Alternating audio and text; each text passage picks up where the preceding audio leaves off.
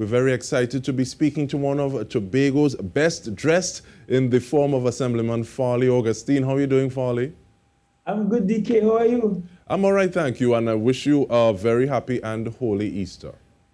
Thank you. Same to you and all of Trinidad and Tobago. Definitely. And one of the things I'm enjoying with this conversation as it is happening is the fact that we're not talking about TTT at all. Oh, thank God. And I think that has been all that I've been talking about. So I'm happy to have a conversation about something that is equally important, or perhaps more important, that does not involve the day-to-day push and pull factors with regards to the politics on the island of Tobago.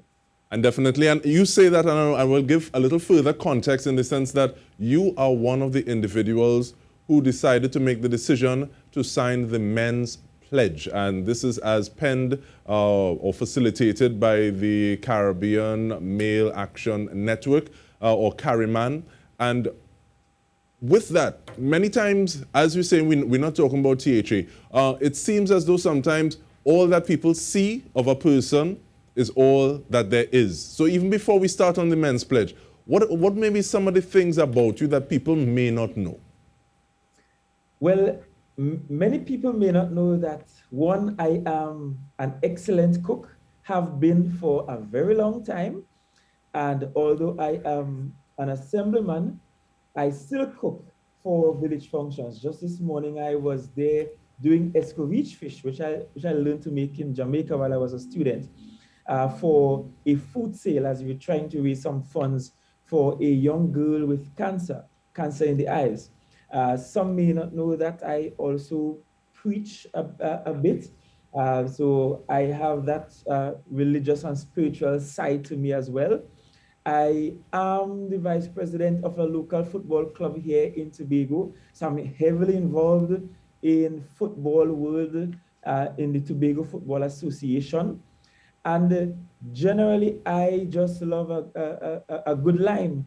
And for those who really don't know me, if you have the opportunity to just sit down and have a good lime with me, no politics, nothing but just old talk, some good drinks and food, and we're just talking about things Caribbean, you will get to understand that Farley is as ordinary as it gets.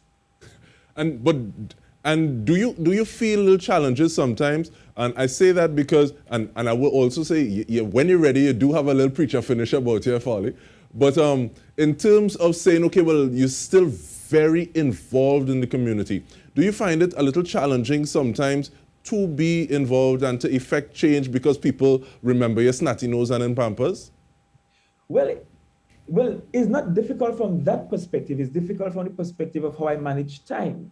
So even for this interview, I have had several moving parts for the day, including collecting fish from one of my fishermen to give to an old Mona friend from Rex Hall, of course. DK, you should know the great Rex Hall. DK, the great Rex Hall, just so that she could get some fish to take back. And mixing all of that in with the official duties I do have can become quite time consuming. But you know, if you come to where I live in Speyside and I represent this district, you will hear people call me Junior, because that's the home name, because my father shares the same name as I do. You will hear somebody perhaps giving me the nickname Marbles, because that's another nickname I have in the village. And it's quite okay. I don't see it as being disrespectful. It's how they know me, it's who they know me as. And I'm always appreciative that they can still refer to me in the same light as they knew me growing up. And I really give credit to the villagers for raising me. You know, these fishermen that we often overlook. Those were the ones who were storing all the fish head and fishing the deep freeze. So when I come home from UWI, I get to make some good fish broth and get back my strength. Or they find that I was looking like I was starving out in Jamaica, and they ensure that I'm well fed and so on. And yes, that comes with the fishermen whose best language might be some obscenities and so on. But they are the ones who raised me, who trained me, who taught me to swim, who taught me what I know about life. And so I'm always humbled when they can refer to me in the same very casual way, as opposed to the Honorable Farley Augustine and the formalities. And with that in mind, having that kind of grounding and knowing, okay, this is this space that I'm from, and you have a sense of belonging. I want to ask, even before we talk about the signing, what are some of the ideas or some of the things that flash before your eyes? Because you would have spoken about time in Jamaica, and there are also tropes and factors that go into what it means to be a man. But to you, what are some of those things that you use as markers of masculinity?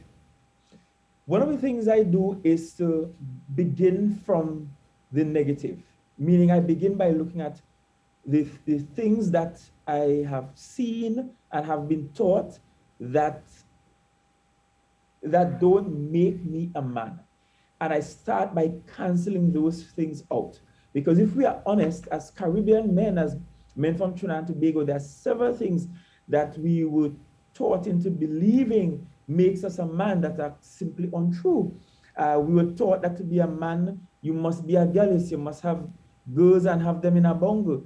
Untrue. You were taught that to be a man, you must be unfaithful. Untrue. You were taught that to be a man, that somehow it's all about the strength and muscle. Untrue. You were taught that to be a man, that you have to seep every girl that pass and catcall them. Also untrue. You're taught that to be a man, it means that you cannot listen to women. Also untrue. But what worked for me as well is the fact that I have a father who has not been stereotypical in terms of how he modeled manhood for me. My father, growing up in my household, my father did all the cooking in the household. Not that my mother couldn't cook, but my father did all the cooking. He was always home before everyone else. He was up earlier than everyone else. So he did all the cooking. He did all the baking of the sweet bread and the cakes and so on. He did all of that. My father also cleaned the yard and did all the heavy lifting around the house. So in looking at my father, I learned that, you know, manhood isn't defined by some tradition, but really being a good man is about working in collaboration with our women folk and seeing our women folk as partners in the household and as partners within the community. My father at one time was also the village council president, and he carried me to the village council as a youth, as a child. And at one point I was the youngest person registered in a village council on the island. And that's because my father modeled such types of manhood for me, such positive elements of manhood for me, that I can't help but follow those elements.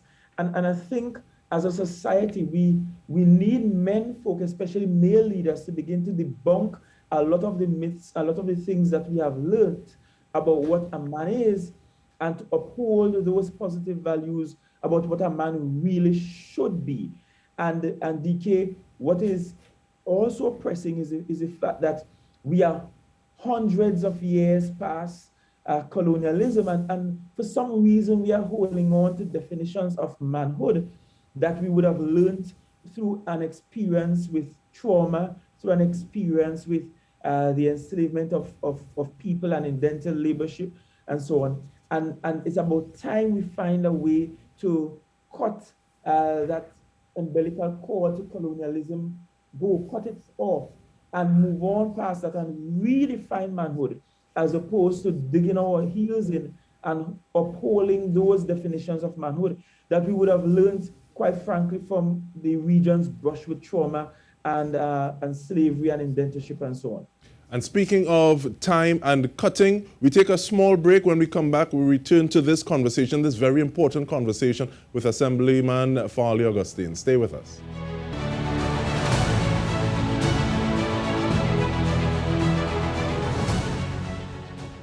Welcome back. We're speaking with Assemblyman Farley Augustine, and he signed the men's pledge. Now, Farley, in terms of the conversation that we were just on, and you were giving us an idea, and we're seeing how your father had a great deal to play, so there's a real case of nature and nurture. But what was the thing that said, okay, well, I need to be a part of this. I need to sign this men's pledge. What was that for you? Because I am involved in politics. And across the Caribbean region and perhaps across the world, politics is one of those very male-dominated professions. In fact, global statistics says that only about 24% of parliamentarians around the world are women. So in an overwhelming majority, I'm in a profession that can become very chauvinistic. I have spoken about my experience in Jamaica. I was heavily involved at one time in guild or student politics at Mona campus. And, and I could recall while being there, experiencing Jamaica having its first female prime minister in Portia Simpson Miller. I could recall hearing the derogatory comments being made about government or any form of leadership that is really being led by women. And in fact, there's a particular phrase that was used at the time on campus that I can't repeat here because this is a family show. But the point is that because I'm in a profession that is so heavily dominated by men, I needed to find a way to inspire young girls in my district to even take the position that I now hold and to replace me. Because it cannot be that we uplift our men folk and we say to our young boys, hey, you can become the next area representative, you can become the next MP or councillor or alderman, but we're not saying the same thing to our young ladies. And in a world that is uneven and unequal to women and to young women, I think all of us, it should behoove all of us, men folk, to stand up on behalf of our women. And I am the proud uncle of a lovely niece. In my family, I have more women around me than men. And so I cannot, in good conscience, not support this initiative and other initiatives like it. And it's beyond the signing the pledge.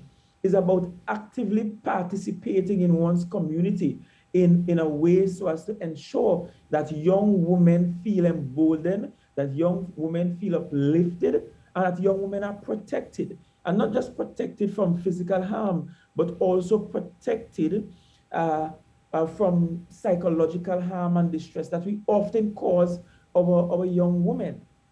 And I asked and I'm glad you brought us to this point naturally.